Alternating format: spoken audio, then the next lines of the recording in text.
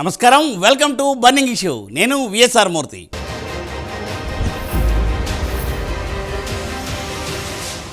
నాయకుడంటే అధికారం ఉన్నప్పుడు పెత్తనం చెలాయించేవాడు కాదు, అధికారం లేకపోయినా ప్రజల కోసం పోరాటం చేసేవాడే నిజమైన నాయకుడు. అయితే జగన్ మాత్రం అసెంబ్లీకి రాకుండా తప్పించుకు తిరుగుతున్నారన్న విమర్శలు ఎదుర్కొంటున్నారు. ఓటమి తర్వాత 7-8 నెలలు జనంలోకి రాని జగన్ ఇప్పుడు స్పీడ్ పెంచినట్లే కనిపిస్తోంది. ప్రెస్ మీట్లు పెట్టి మరీ ప్రభుత్వంపై విమర్శలతో చెలరేగిపోతున్న జగన్ అసెంబ్లీకి వచ్చి ఎందుకు మాట్లాడటం లేదు? అసలు ఆయనకు అసెంబ్లీకి రావడానికి ఎందుకంత భయం?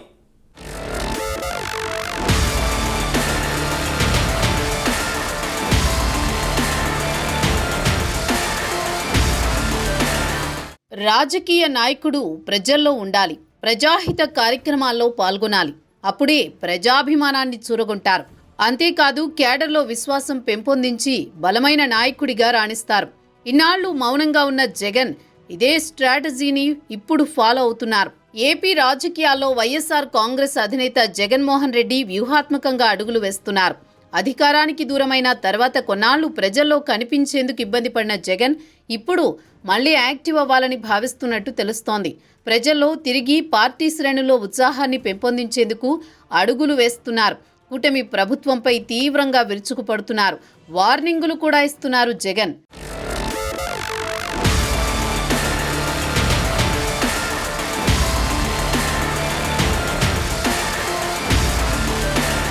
మాజీ సీఎం జగన్ ఎన్నికల్లో ఘోరంగా ఓడిపోయిన తర్వాత చాలా కాలం పాటు ఆయన బెంగళూరు ప్యాలెస్కి మాత్రమే పరిమితమయ్యారు.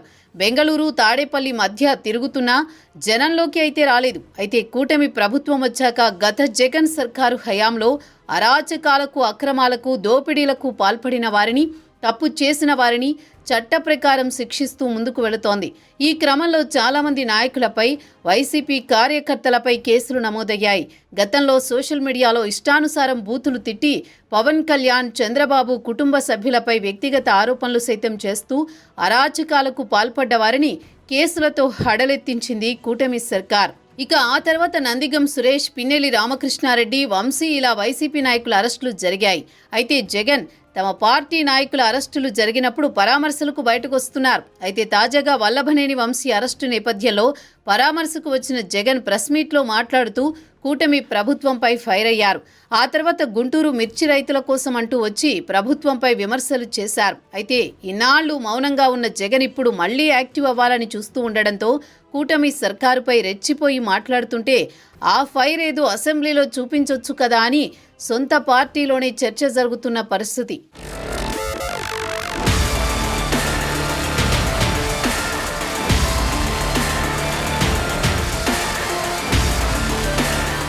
నిజానికి రాజకీయ విమర్శలు ఎన్నైనా చేసుకోవచ్చు, కానీ భాష హుందాగా ఉండాలి, పద్ధతిగా మాట్లాడాలి. ఏ రాజకీయ నాయకుడైనా ఒక్కసారి నోరు జారి మాట్లాడితే ఆ మాట మళ్ళీ తిరిగి వెనక్కి రాదు. అయితే జగన్ మాత్రం పాత పద్ధతిలోనే మాట్లాడుతూ మళ్ళీ అధికారంలోకి తానే వస్తానని, మీ అంతు చూస్తానని, ఎవ్వరినీ వదిలిపెట్టనని బెదిరింపు ధోరణితో మాట్లాడుతుండడం విమర్శలకు దారి తీస్తోంది. అయితే మిర్చి రైతుల కోసం అంటూ రోడ్డెక్కిన జగన్ అదేదో అసెంబ్లీలో మాట్లాడితే బాగుంటుంది కదా అన్న చర్చ సొంత పార్టీలోనే ఉంది. అసెంబ్లీలో ప్రజా సమస్యలను లేవనెత్తడం వలన అది ప్రజల్లోకి గట్టిగా చేరుతుంది, బలమైన ఇంపాక్ట్ పడుతుంది. తద్వారా ప్రజల మద్దతును కూడగట్టుకునే అవకాశం ఉంటుంది. ఎవరి సమస్యల గురించి అయితే అసెంబ్లీలో ప్రస్తావనకు తెస్తారో వారి నుంచి జగన్పై సానుభూతి వచ్చే అవకాశం ఉంటుంది. కానీ జగన్ మాత్రం అవన్నీ పక్కన పెట్టేసి బయట మాట్లాడుతూ రెచ్చగొట్టే ధోరణిలోనే ఇంకా కామెంట్లు చేస్తున్నారు. ఇదే వివాదానికి దారితీస్తోంది.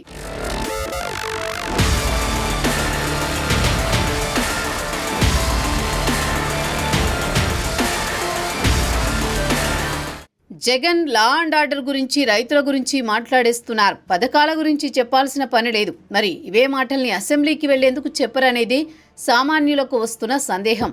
తనకు మాట్లాడే అవకాశం ఇవ్వరని ఆయన ఊహించుకుంటున్నారు. కానీ వెళ్తేనే కదా ఇస్తారో లేదో ప్రజలకైనా తెలుస్తుంది. జగన్ బయట చెబుతున్నవి, ప్రెస్ మీట్లలో చెబుతున్నవన్నీ అసెంబ్లీలో మాట్లాడితే కూటమి సర్కారు నుంచి సమాధానం వచ్చే అవకాశం ఉంటుంది. ఇలా బయట మాట్లాడడం వలన సమస్యలకు పరిష్కారం దక్కే అవకాశం లేదు. వంశీ కేసు విషయంలో కానీ, మిర్చి ధర విషయంలో కానీ, తాను అమలు చేశానని చెబుతున్న పథకాల విషయంలో కానీ జగన్ చెబుతున్న దాంట్లో నిజానిజాలను అసెంబ్లీలో మాట్లాడితే బాగుంటుందని అంటున్నారు రాజకీయ పరిశీలకులు. అసెంబ్లీకి హాజరై జగన్ ఈ మాటలు చెబితే అధికార పక్షం ఏం రిప్లై ఇస్తుందో తెలుస్తుంది. గడిచిన 5 సంవత్సరాల్లో నువ్వు వ్యవస్థలన్నీ కూడా సర్వనాశనం చేశావు. ఒక మాజీ ముఖ్యమంత్రి 3-4 సార్లు ఈ రాష్ట్రానికి ముఖ్యమంత్రి చేసిన అతను చంద్రబాబు నాయుడు గారి ఇంటికి మీ ఎమ్మెల్యేని పంపించి గేట్లకు తాళ్లు కట్టిన రోజులు నీకు గుర్తురాలేదా? అన్నీ కూడా ఈ వ్యవస్థని ఈ భారతదేశంలో ఈ ఆంధ్ర రాష్ట్రంలో ఉన్న వ్యవస్థలన్నింటినీ కూడా సర్వనాశనం చేసి వదిలిపెట్టేశావు. మొత్తం కూడా రాజకీయ లబ్ధి కోసం గడిచిన 5 సంవత్సరాల్లో మా కార్యకర్తలను కానీ లేకపోతే మా నాయకులను కానీ ఎవరిని కూడా బయటికి రానికుండా కేసులు పెట్టడం అన్నీ కూడా చేసి వ్యవస్థలన్నీ కూడా నాశనం చేసి వదిలిపెట్టావు. ఈ భారతదేశంలో ఈ స్వతంత్రం వచ్చిన తర్వాత ఏ రాష్ట్ర ముఖ్యమంత్రి పరిపాలించలేనంత అధ్వానంగా గడిచిన 5 సంవత్సరాలు నీ పరిపాలన ఉంది. అందుకే ప్రజలు కూడా నీకు 11 సీట్లకు పరిమితం చేశాడు. ఇప్పటికైనా నువ్వు ఒకసారి ఇంట్లో కూర్చొని ఆత్మ పరిశీలన చేసుకో. గడిచిన 5 సంవత్సరాలు ఏ విధంగా మనం పనిచేశాము, ఎందుకు ప్రజలు ఈ తీర్పు ఇచ్చారనేది చేసుకోవాల్సిన అవసరం ఉంది. మళ్ళీ వాళ్ళ నిన్న కోల్డ్లో నువ్వు బయటకు వచ్చావు. ఒక ముఖ్యమంత్రిగా పనిచేసిన వాడివి కోల్డ్లో వెళ్ళకూడదనే విషయాన్ని నీకు తెలియదా? అది కూడా తెలియకుండా నువ్వు ముఖ్యమంత్రిగా ఏ విధంగా పనిచేసావు? మిర్చి రైతుల గురించి వాళ్ళు నువ్వు మాట్లాడే అర్హత ఎక్కడ ఉంది నీకు? ఆ రోజు నువ్వే కదా ఎంఎస్పీ రేటు 7,000 రూపాయలు అని చెప్పి ఇచ్చింది. మా టైంలో బ్రహ్మాండంగా ఇవాళ ముఖ్యమంత్రిగా ఢిల్లీ లెటర్ రాయటం కానీ ఇంకా మంచి రేటు రావాలని చెప్పి ఇవాళ ముఖ్యమంత్రి గారు లెటర్ రాస్తున్నారు. ఆ రోజు తుఫాను వచ్చిన రోజు నువ్వు ఏ విధంగా రైతులను పరిశీలించావు? పరామర్శకు వచ్చి నీకు గ్రీన్ కార్పెట్ వేసుకొని గ్రీన్ కార్పెట్ మీద బెంచ్ కట్టుకొని బెంచ్ మీద నుంచొని రైతులను పరామర్శించిన ముఖ్యమంత్రి ఎవరన్నా ఉన్నాడు ఈ దేశంలో అంటే నువ్వే. ఆ రోజు అపోజిషన్ లీడర్గా ఉండి రైతుల తరఫున పోరాడిన వ్యక్తి ఎవరన్నా ఉన్నారంటే అది మా చంద్రబాబు నాయుడు గారు. పొలాల్లో దిగి రైతులను పరామర్శించి ఒక రైతు కన్నీళ్లు పెట్టుకుంటే ఆ రోజు జేబులో డబ్బులు 2 లక్షల రూపాయలు ఉంటే ఇమీడియట్గా తీసి ఆ రైతులకు సహాయం చేసిన గొప్ప గుణం చంద్రబాబు నాయుడు గారిది.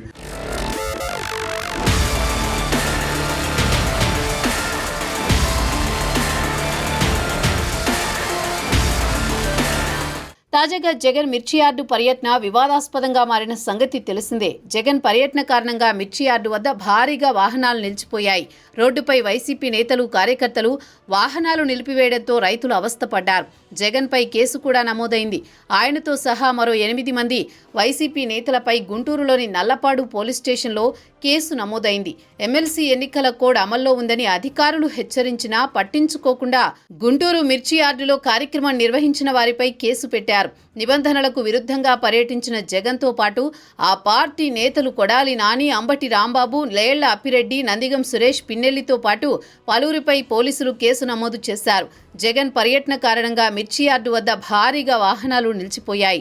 రోడ్డుపై వైసీపీ నేతలు, కార్యకర్తలు వాహనాలు నిలిపివేయడంతో రైతులు అవస్థపడ్డారు.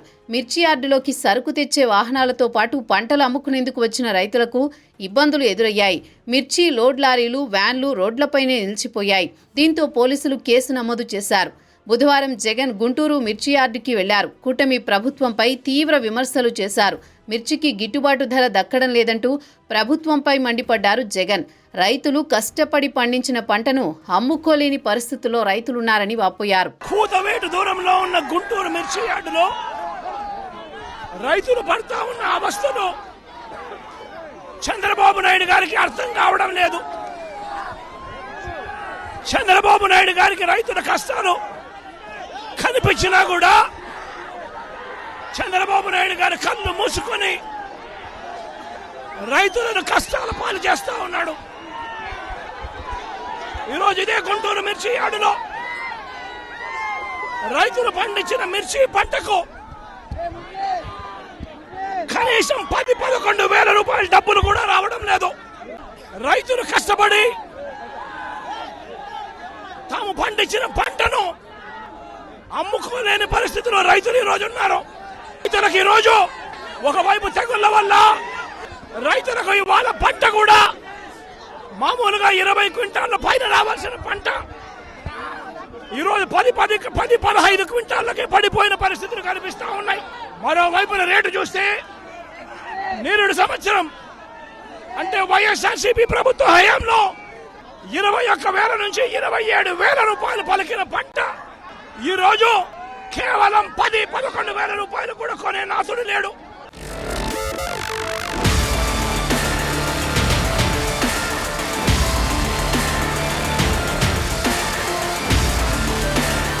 జగన్ విమర్శలకు టీడీపీ కూడా గట్టిగానే కౌంటర్ ఇచ్చింది. జగన్ అసత్య ఆరోపణలు చేస్తున్నారని మంత్రి అచ్చెన్నాయుడు ఎదురుదాడికి దిగారు. రైతులు నష్టపోకుండా ఆదుకుంటున్నామన్నారు.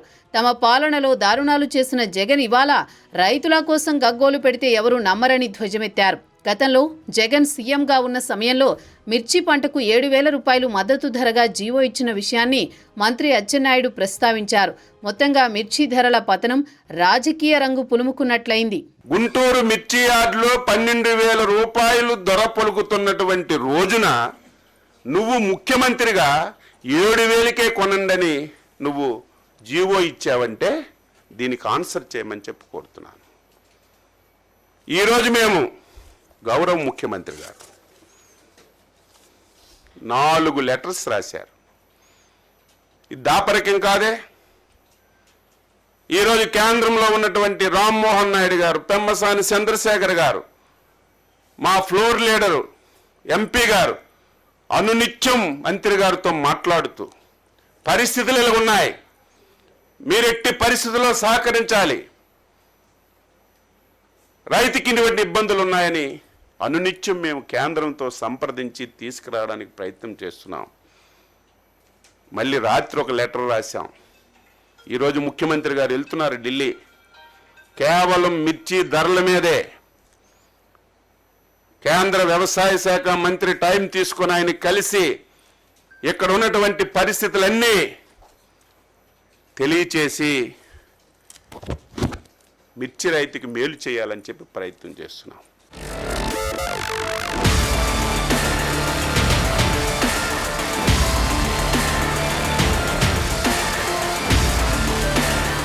అసలు తొలి నుండి జగన్ తీరు ఎవరికీ అర్థం కావటం లేదు. రాజకీయాలు చేస్తే తానొక్కడే చేయాలి, ఇంకెవరూ చేయడానికి వీల్లేదు అన్నట్లుగానే ఆయన వ్యవహార శైలి ఉందని ఎప్పటి నుండో విమర్శలు వస్తూనే ఉన్నాయి. ఓడిపోగానే అసెంబ్లీకి కూడా మొహం చాటేసేశారు జగన్. జనం నమ్మకాన్ని వమ్ము చేసే నాయకులకు ప్రజలు ఇంకో ఛాన్స్ ఇస్తారా? మీ సమస్యలు తీరుస్తాం అంటూ ప్రచారం చేసి ఓట్లు వేయించుకుని తీరా గెలిచాక అసెంబ్లీకి మొహం చాటేసేవారిని అసలు ఏమనాలి? అసెంబ్లీలో పోరాటాలు చేసి మళ్ళీ బలం పెంచుకునే అవకాశం ఉన్నా జగన్ ఎందుకు ఆ దిశగా ప్రయత్నించడం లేదు?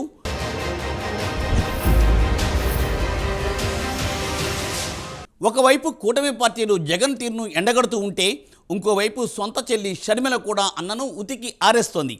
దమ్ముంటే అసెంబ్లీకి వెళ్లాలంటూ అన్నపై రెచ్చిపోయి కామెంట్లు చేసేస్తోంది. అప్పట్లో 151 మంది ఎమ్మెల్యేలు ఉన్నప్పుడు సభలో విపక్షంపై వైసీపీ ఎంతలా రెచ్చిపోయిందో ప్రత్యేకించి చెప్పనక్కర్లేదు. దేశంలోని అత్యంత సీనియర్ రాజకీయ నాయకుడు చంద్రబాబును ఎంత అవమానకరంగా మాట్లాడారో దేశమంతా చూసింది. అయితే ఇప్పుడు తమకు కూడా అదే పరిస్థితి ఎదురవుతుందని వైసీపీ భయపడుతోందా? పవన్ కళ్ళలోకి చూడలేకనే జగన్ అసెంబ్లీకి మొహం చాటేస్తున్నారా?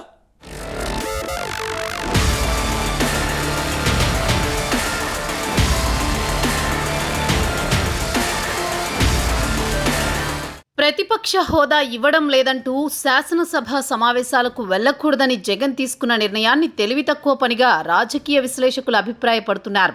ప్రతిపక్ష నేత హోదా అనేది సంఖ్యాబలానికి సంబంధించిన అంశమని, తమకు సంఖ్యాబలం ఉన్నా ప్రతిపక్ష నేత హోదా ఇవ్వకపోతే నిరసన తెలపాల్సిన జగన్ సంఖ్యాబలం లేకపోయినా గత సంప్రదాయాలకు భిన్నంగా తనకు ప్రతిపక్ష హోదా కావాలని అడగడం, ఈ కారణంగా శాసనసభ సమావేశాలకు వెళ్లనని చెప్పడం సహేతుక కారణం కాదనే వాదన వినిపిస్తోంది. మరి ఇప్పటికైనా జగన్ తన నిర్ణయం మార్చుకుని శాసనసభ సమావేశాలకు వెళ్లాలని సొంత పార్టీ నేతలతో పాటే సామాన్య ప్రజలు సైతం కోరుతున్నారు. అసెంబ్లీ సమావేశాలను బహిష్కరించాలనే జగన్ నిర్ణయం చారిత్రక తప్పిదమవుతుందనే చర్చ జరుగుతోంది.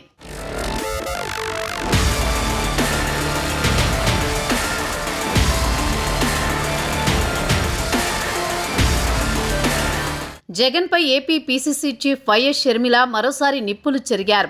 తాజాగా జగన్ జైల్లో ఉన్న మాజీ ఎమ్మెల్యే వల్లభనేని వంశీని పరామర్శించిన విషయం తెలిసిందే. ఈ సందర్భంగా కూటమి సర్కారుపైన, చంద్రబాబుపైన విమర్శలు గుప్పించారు. దీనిని ఉటంకిస్తూ షర్మిల విమర్శలు చేశారు. ప్రజల సమస్యలను ప్రస్తావించేందుకు అసెంబ్లీకి వెళ్లే తీరిక లేని జగన్ జైలుకు వెళ్లి జైలు పక్షులను పరామర్శించే తీరిక ఉందని ఎద్దేవా చేశారు. అక్రమాలు చేసిన వారిని, అన్యాయాలు చేసిన వారిని పరామర్శించే సమయం ఉన్న జగన్ ప్రజల సమస్యలకు మాత్రం స్పందించడం లేదన్నారు. అసెంబ్లీకి వెళ్లరట, కానీ ప్రెస్ మీట్లు పెట్టి పురాణాలు చెబుతారట అని షర్మిల ఎద్దేవా చేశారు. దమ్ముంటే అసెంబ్లీకి వెళ్లాలని, 11 మందిని గెలిపించిన ప్రజల తరపున కూటమి సర్కారును ప్రశ్నించాలని షర్మిల డిమాండ్ చేశారు. ప్రజల కోసం పనిచేయడం ఇష్టం లేకే అసెంబ్లీకి వెళ్లాలంటే వెనకాడుతున్నారని దుయ్యబట్టారు. ప్రెస్ మీట్లు పెట్టి పురాణం మాత్రం చెబుతున్నారని వ్యాఖ్యానించారు. ప్రజలు ఓట్లేసి గెలిపించిన ఎమ్మెల్యేలు సభకు వెళ్లకుండా మారాన్ చేయడం ఇక్కడే చూస్తున్నామని వ్యాఖ్యానించారు. ఇలాంటి వారికి ప్రజల మధ్య తిరిగేందుకు కూడా అర్హత లేదని షర్మిల నిప్పులు చెరిగారు.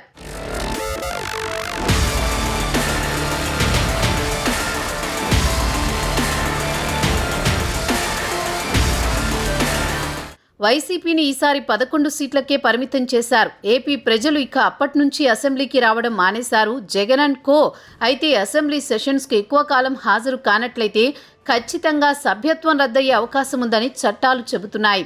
దీంతో వైసీపీలో ఉన్న ఎమ్మెల్యేలు వణికిపోతున్నారు. ఎక్కడా తమ సభ్యత్వం రద్దయిపోతుందో అని. అయితే జగన్ మాత్రం అసెంబ్లీకి వచ్చేందుకు ససేమిరా అంటున్నారు. సాక్షాత్తు జగన్ చెల్లి షర్మిల కూడా అసెంబ్లీకి వెళ్లలేకపోతున్నందుకు జగన్పై విమర్శలు కురిపిస్తున్నారు. ప్రజలు నమ్మి ఓట్లేస్తే మీరు ప్రజా సమస్యలను ప్రస్తావించే అవకాశం ఉండి కూడా అసెంబ్లీకి వెళ్లకపోవడం దుర్మార్గమని షర్మిల ఫైర్ అవుతున్నారు. అసెంబ్లీకి వెళ్లనప్పుడు మీకు మాకు తేడా ఏముంది అంటూ కూడా షర్మిల మాట్లాడుతున్నారు.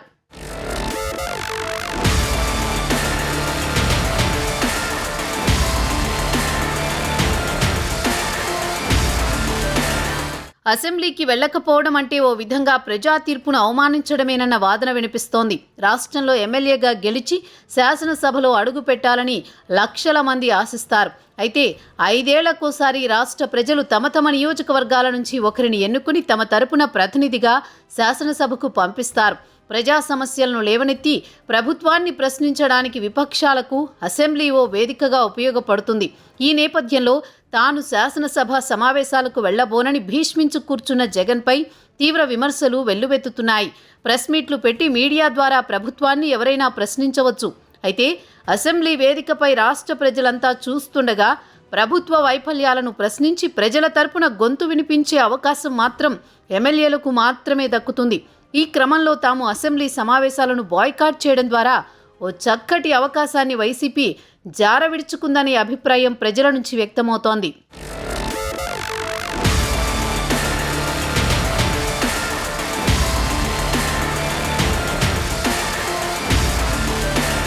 కోట్లాది మంది అభిమానులు ఉన్న పవన్ కళ్యాణ్ లాంటి వ్యక్తిని వైసీపీ గతంలో ఎంతగా తిట్టిందో, ఎంతగా వ్యక్తిగత విమర్శలు చేసిందో ప్రత్యేకించి చెప్పక్కర్లేదు. సాక్షాత్తు నాడు సీఎంగా ఉన్న జగన్ నుంచి వైసీపీ కార్యకర్త వరకు పెళ్లిళ్ళు పెళ్లాలు అంటూ పవన్ కళ్యాణ్ వ్యక్తిగత జీవితం గురించి చాలా దారుణంగా మాట్లాడారు. అయితే పవన్ కళ్యాణ్ అప్పటి జగన్ ప్రభుత్వంలోని అవినీతి అవకతవకలపై మాత్రమే స్పందిస్తూ విమర్శలు చేశారు. ఏ రోజు జగన్ వ్యక్తిగత జీవితం గురించి మాట్లాడలేదు. జగన్ హయాంలో జరిగిన అవకతవకలపై తీవ్రంగా పోరాటం చేశారు పవన్ కళ్యాణ్.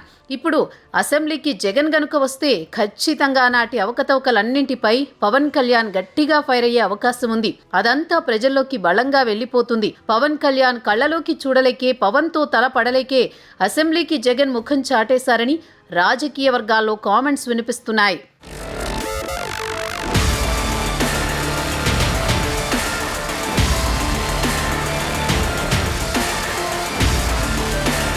అసెంబ్లీలో ప్రజల తరఫున ప్రభుత్వాన్ని ప్రశ్నించడం వైసీపీ బాధ్యత. ప్రతిపక్ష హోదా లేకపోయినా ప్రజల కోసం గొంతు విప్పాలి. అలా చేస్తే ప్రజల్లో పార్టీ ఇమేజీ పెరుగుతుంది. ఒకవేళ గనక అధికారంలో ఉన్నవాళ్ళు విపక్షం గొంతు నొక్కే ప్రయత్నం చేస్తే మాత్రం దానికి ఎన్నికల్లోనే సమాధానం దొరుకుతుందని చరిత్ర చెబుతోంది. అంతేకాని అసలంటూ అసెంబ్లీకే వెళ్ళబోనడం తమను గెలిపించిన ప్రజలను అవమానించడమేనని వైసీపీ ఎమ్మెల్యేలు తెలుసుకోవాల్సి ఉంటుంది అన్న టాక్ ఇప్పుడు రాజకీయ వర్గాల్లో వినిపిస్తోంది. కేవలం అధికారం ఉంటేనే అసెంబ్లీకి వస్తామనడం, అధికారం లేకపోతే జనం సమస్యలు పట్టించుకోబోం అనడం కరెక్ట్ కాదని అంటున్నారు. నాడు వైసీపీ అవమానాలు తట్టుకోలేక టీడీపీ అసెంబ్లీని బాయ్కట్ చేసింది. అయితే అదే తరహాలో తమకు కూడా అవమానాలు ఎదురైతే అప్పుడు బయటకు వచ్చిన ప్రజల మద్దతు దక్కే అవకాశం ఉందని, ముందైతే వైసీపీ ఎమ్మెల్యేలు అసెంబ్లీకి వెళ్లాలని సర్వత్రా డిమాండ్ వినిపిస్తోంది. మరి జగన్ అండ్ కో తమ తీర్పును మార్చుకుంటారా లేదా అన్నది తేలాల్సి ఉంది. ఇక ఇది ఇవాటి బర్నింగ్ ఇష్యూ. మరొక ఎపిసోడ్తో మళ్ళీ కలుద్దాం. నమస్తే.